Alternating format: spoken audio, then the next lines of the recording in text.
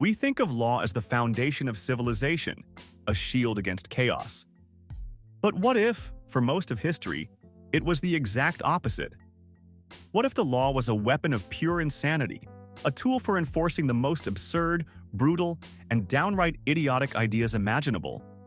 We've unearthed 48 of the most mind-bending rules from ancient legal codes.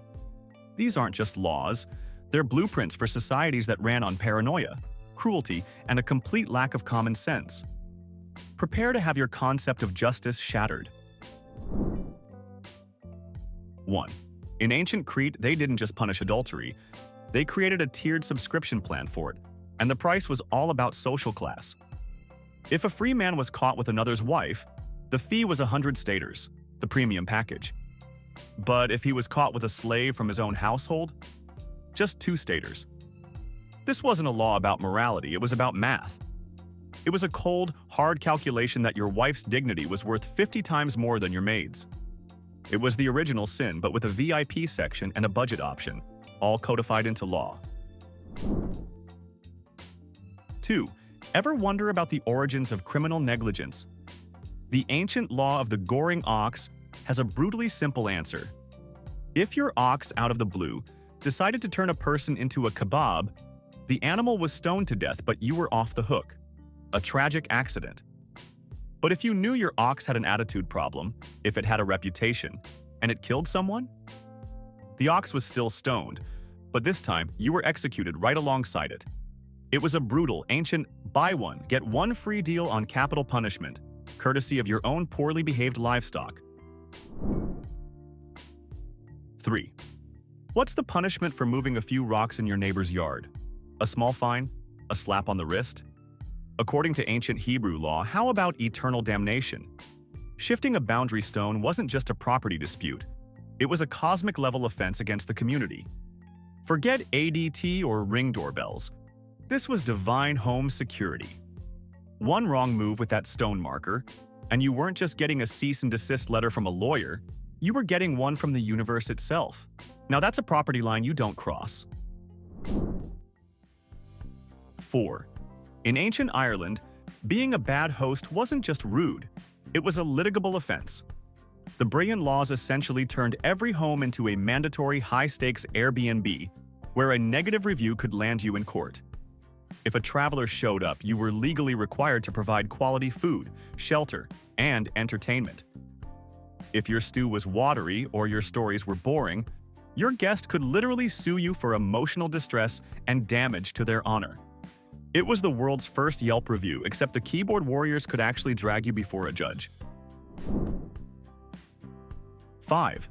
Imagine being accused of witchcraft in the time of Ur-Nammu. Your fate now rests on a simple, foolproof test. You're thrown into a river. If you sink and drown, congratulations, the court has officially declared you guilty and your accuser gets your house. But if, by some miracle, you float, the river god himself has proclaimed your innocence. So the legal system's message was clear. The only definitive proof that you weren't a supernatural being was being physically incapable of saving your own life. Flawless logic. 6. The Athenians loved a good debate, but they invented the world's first troll tax to keep things civil. A law by the statesman Solon made it illegal to slander someone in public spaces like a temple or courthouse. The punishment wasn't jail time, it was an instant financial penalty. You had to pay 3 drachmas directly to the person you insulted and 2 more to the public treasury on the spot. It was a brilliant system that weaponized social awkwardness to enforce politeness. Basically, you could say what you want, as long as you could afford it. 7. The Athenian legal system had a wild eject button for murder trials. An accused killer got to give one speech in his defense.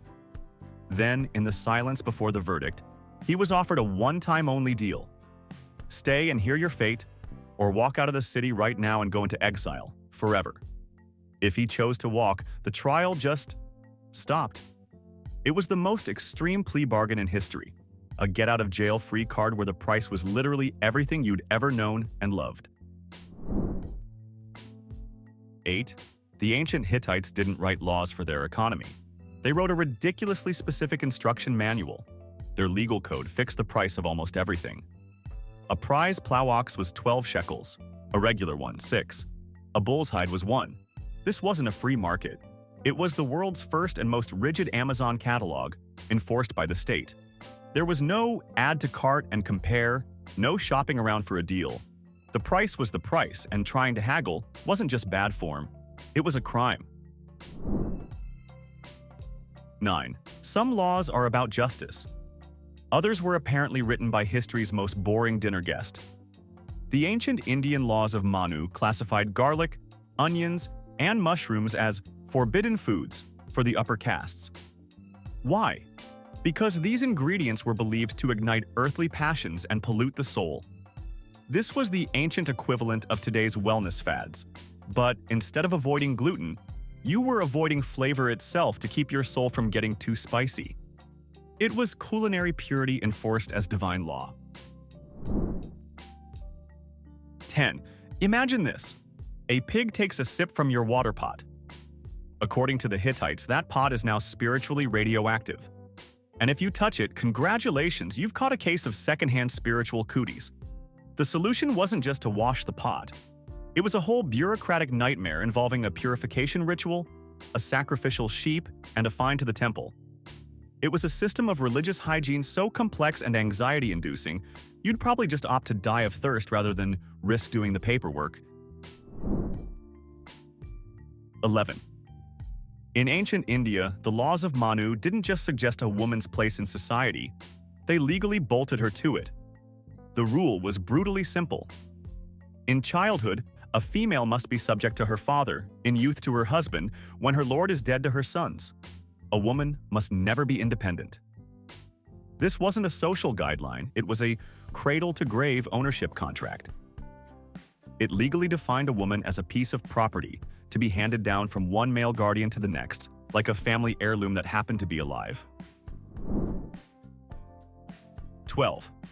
The Book of Leviticus contains what might be the world's first fashion police, with a single, bizarre mandate.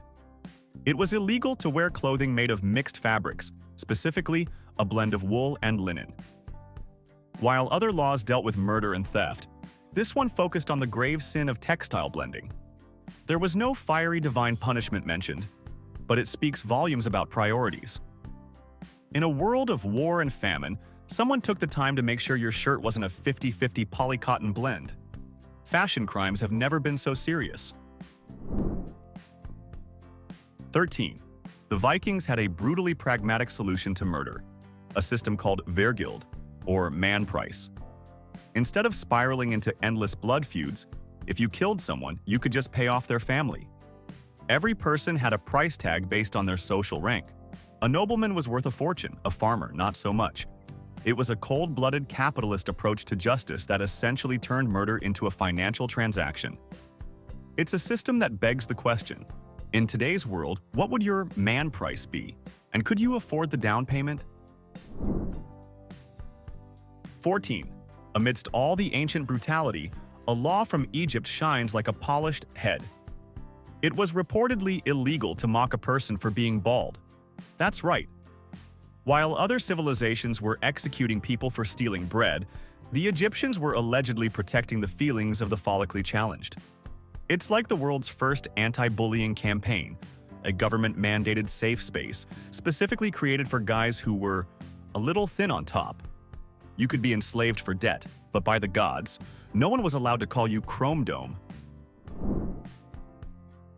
15. For a brief moment of sanity, let's thank the Athenian statesman Solon. Before his reforms, Athens was a debt-fueled nightmare where your own body was the ultimate collateral. If you couldn't pay your debts, your creditor could legally seize you and your entire family and sell you into slavery. Solon came in, took one look at this system, and hit the big red reset button. He canceled all debts and made it illegal to enslave citizens. To us, it's common sense. Back then, telling the 1% they couldn't own the other 99 was the most radical idea on Earth. 16. In the Middle Assyrian Empire, clothing wasn't fashion, it was a weapon of social control. By law, respectable women were required to wear a veil in public. But here's the savage twist. It was illegal for prostitutes and slaves to wear one. If a prostitute was caught veiled, she was publicly stripped and beaten 50 times. It was a legally enforced dress code designed to make social status instantly visible and utterly inescapable. It's one of history's rare cases where you could be brutally punished for dressing too modestly. 17. The early Romans were deeply paranoid about what happened after sundown. One of the 12 tables of Roman law explicitly outlawed nocturnal meetings within the city. The law was likely aimed at stopping political conspiracies, but it was written so broadly it could be interpreted as a ban on any late-night party, gathering, or slightly too long conversation on a street corner. It was a citywide curfew fueled by pure paranoia, operating under the assumption that any two people whispering after dark were probably plotting to overthrow the Republic. 18. Be careful what you sing in ancient Rome.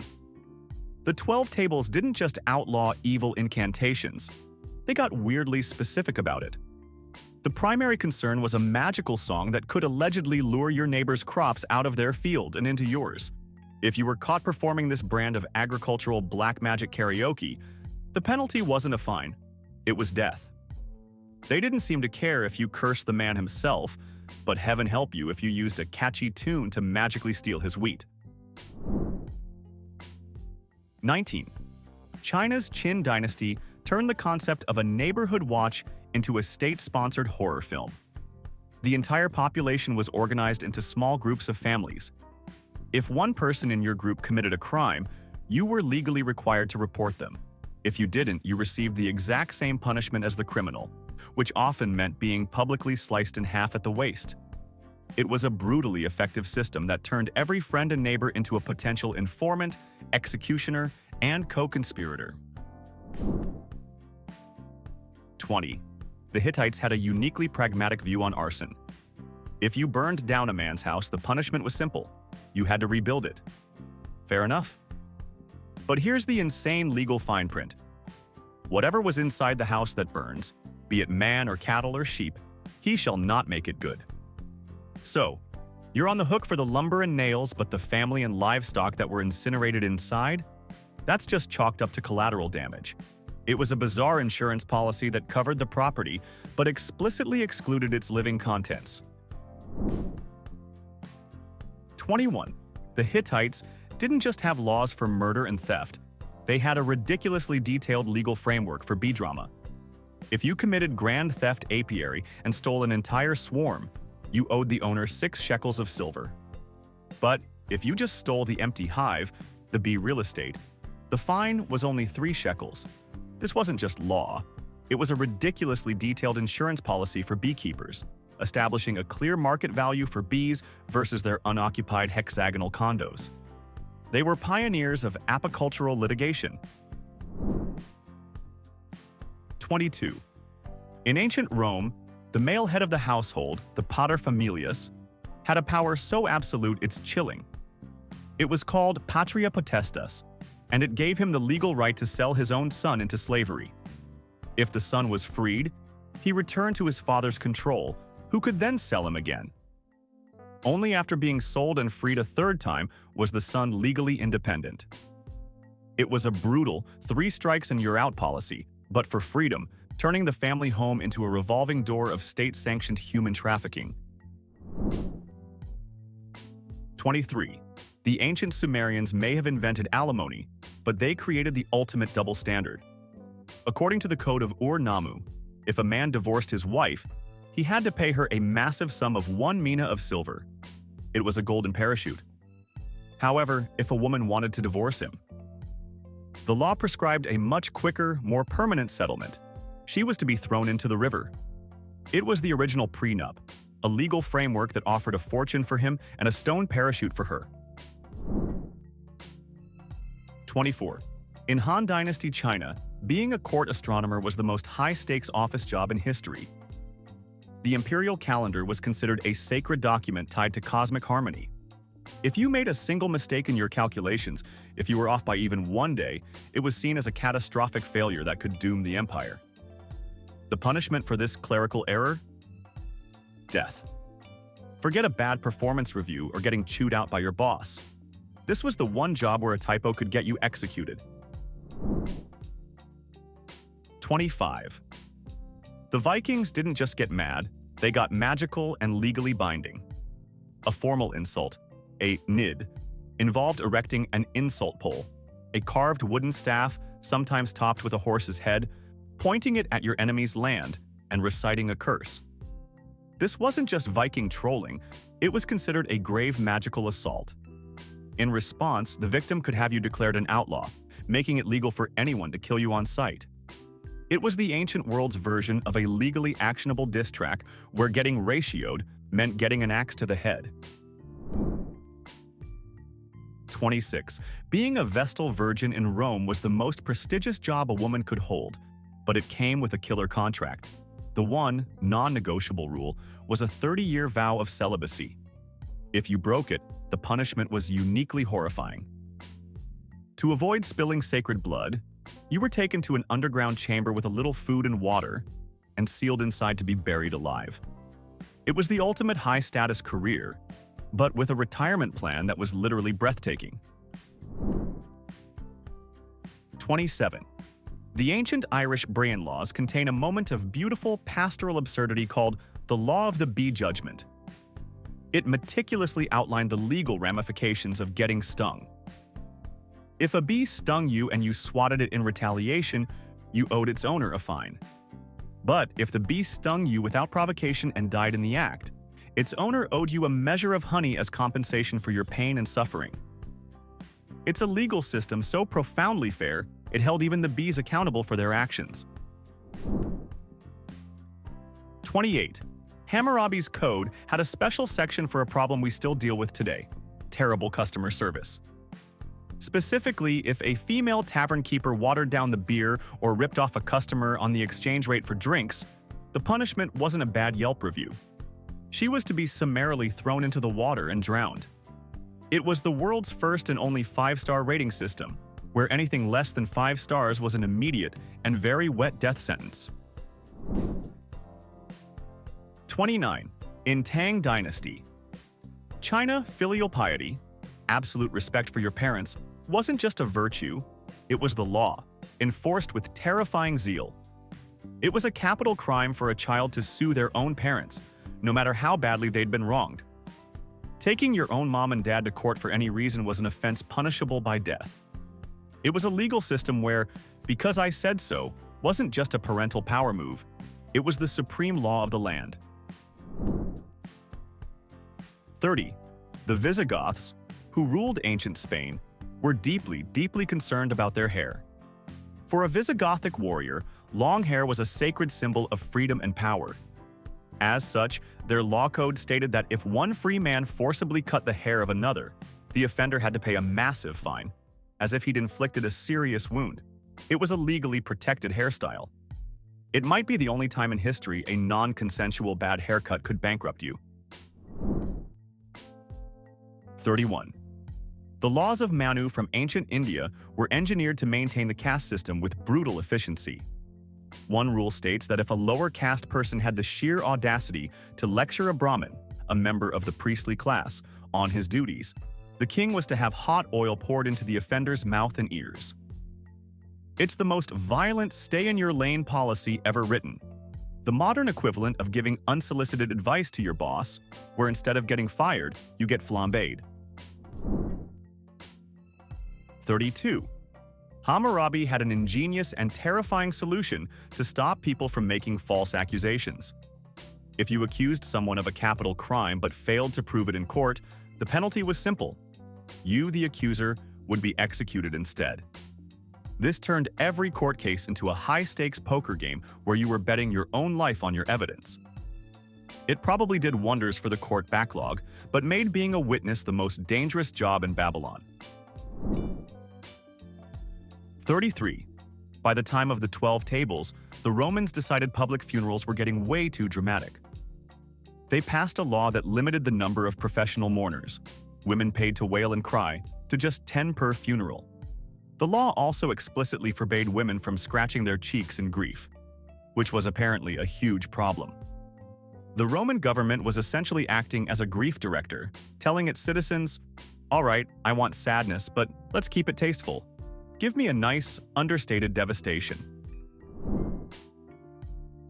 34.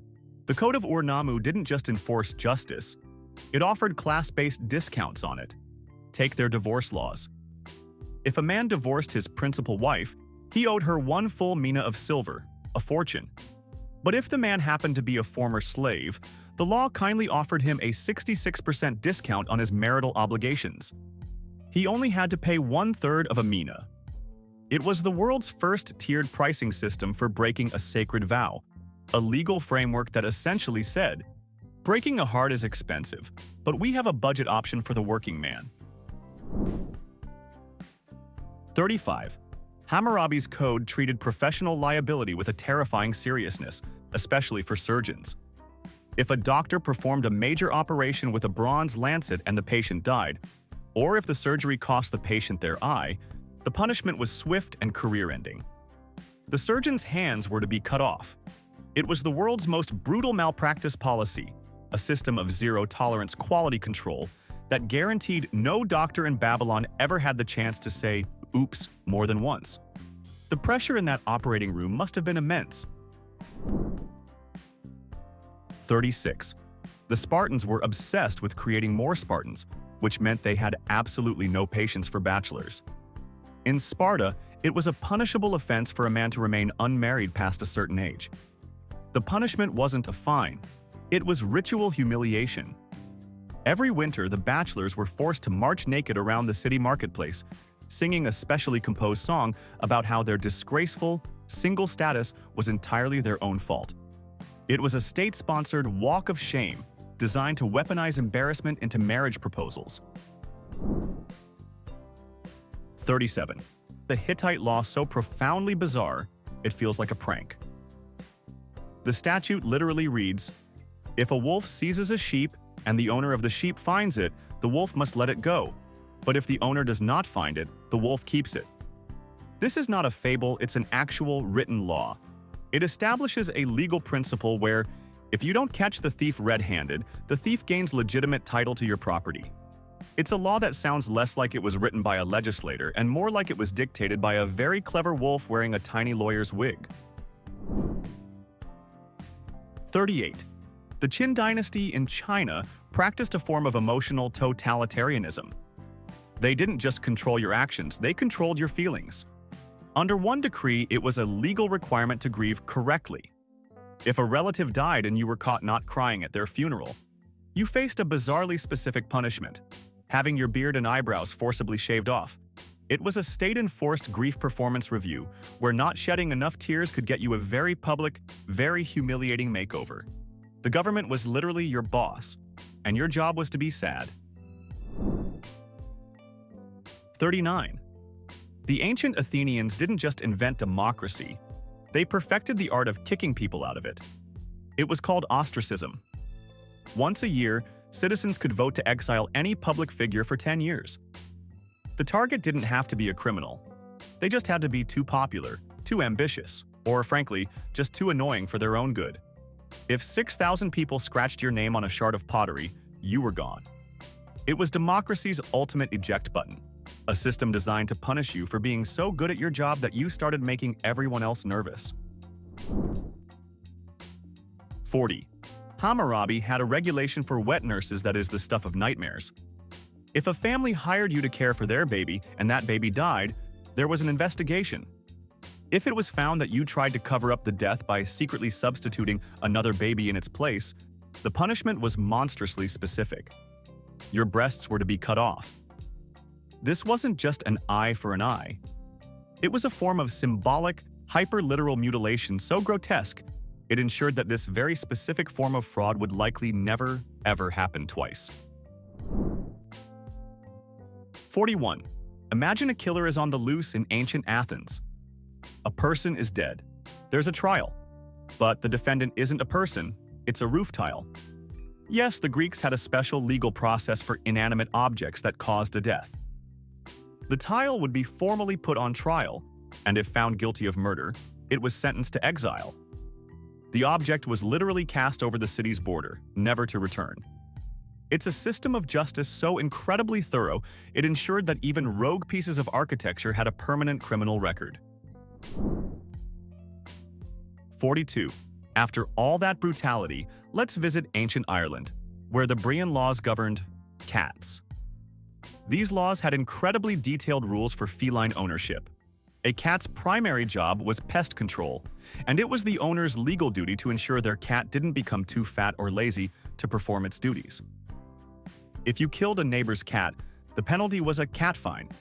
You had to suspend the dead cat by its tail and pour grain over it until the entire animal was covered. It's the most oddly charming and strangely wholesome punishment in legal history. 43. The Anglo-Saxons approached justice like morbid accountants running a grotesque personal injury firm. Their law codes were essentially itemized price lists for bodily harm. Knocking out a front tooth? That'll be 8 shillings. A canine tooth? A bargain at 4 shillings. Slicing off someone's thumb was a premium offense at 20 shillings, while a little finger was a mere 9. Justice wasn't about right and wrong. It was a cold, hard financial transaction where every piece of you had a price tag, meticulously calculated and ready to be paid. 44. In Hammurabi's Babylon, the law saw every punch through the lens of social class. If a nobleman struck another nobleman, he paid a modest fine. But if that same nobleman struck a commoner, nothing. The commoner got a bruise, and the nobleman got on with his day. And if a commoner dared to strike a nobleman, he was publicly flogged with 60 lashes. This wasn't a system with a little bit of privilege baked in. It was a legal architecture built on it, a government-issued VIP pass for committing assault. 45. The Romans had a deep-seated fear of a very specific crime: corpse theft. The 12 tables included laws against stealing a body from its tomb, likely to prevent its use in necromantic rituals. But they also had a rule against stripping the clothes off a body before burial. The punishments were severe. It was a comprehensive legal framework designed to protect you in the afterlife, ensuring you could rest in peace, fully clothed, and without some rogue magician trying to reanimate you for their own nefarious purposes. 46. You're walking through a field and find a human bone. What do? If you were a Hittite, this discovery would trigger a bureaucratic nightmare. You couldn't just report it. You had to launch a full-blown project. This involved taking the bone to town, finding a specific woman of the palace to perform a ritual, and then bankrolling a feast with an ox and a sheep. The sheer expense and red tape were so overwhelming that you'd be seriously tempted to just kick some dirt over that bone and pretend you were really interested in the clouds that day. 47. Hammurabi's code had a law for a wife who was deemed a gadabout, a woman who, and I quote, neglected her house, frequented public places, and belittled her husband. If a wife was found guilty of having a social life, her husband was presented with 2 enlightened choices. He could either divorce her on the spot with no financial penalty, or he could take a second wife and keep the first one in the house as a slave. It was marital counseling, Babylonian style, where both options were a horror show. 48. The Romans had a legal concept called usucapio, which was essentially the law of finders keepers, losers weepers, but for adults. This rule stated that if you took possession of someone else's property, a tool, a chariot, even a piece of land, and used it openly for a year or 2 without the original owner stopping you, it legally became yours. So if your neighbor borrowed your lawnmower and you were too passive-aggressive to ask for it back for a year, congratulations. It was now his lawnmower by law. From legally protected baldness to death by karaoke, these laws show that justice has always been a thin veneer over pure human absurdity. But here's a thought. Our modern laws are just as idiotic. We're just too close to see it. Name one current law that will make people in 500 years facepalm just as hard as we did today. Prove me wrong. And if you enjoy questioning the sanity of civilization, you know what to do with those like and subscribe buttons.